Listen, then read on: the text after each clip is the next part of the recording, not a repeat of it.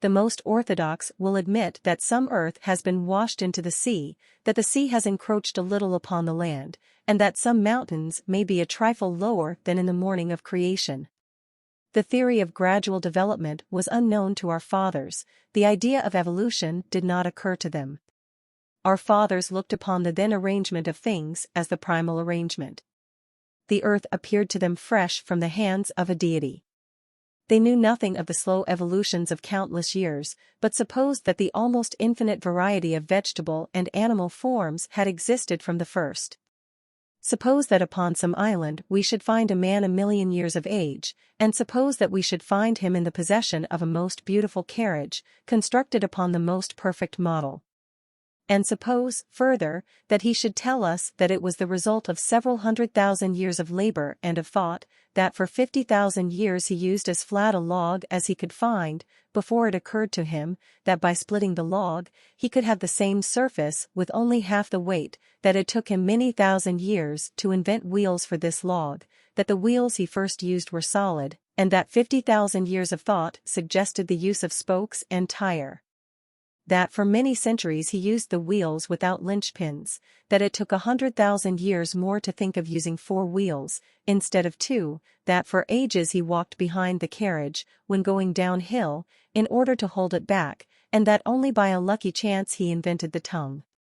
Would we conclude that this man, from the very first, had been an infinitely ingenious and perfect mechanic?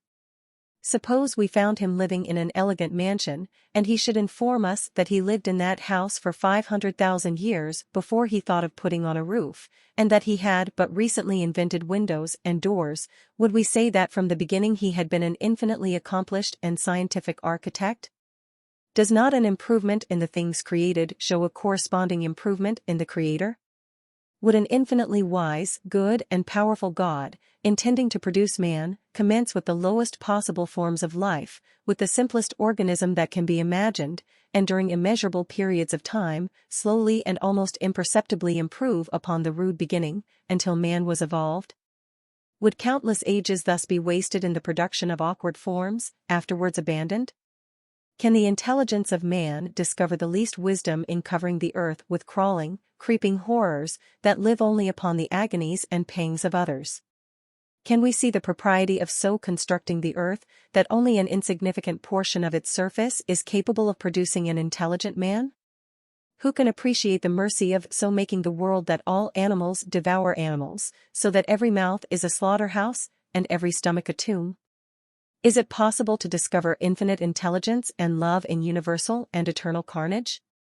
What would we think of a father, who should give a farm to his children, and before giving them possession should plant upon it thousands of deadly shrubs and vines, should stock it with ferocious beasts, and poisonous reptiles, should take pains to put a few swamps in the neighborhood to breed malaria, should so arrange matters, that the ground would occasionally open and swallow a few of his darlings, and besides all this, should establish a few volcanoes in the immediate vicinity that might at any moment overwhelm his children with rivers of fire? Suppose that this father neglected to tell his children which of the plants were deadly, that the reptiles were poisonous, failed to say anything about the earthquakes, and kept the volcano business a profound secret, would we pronounce him angel or fiend? And yet this is exactly what the orthodox God has done.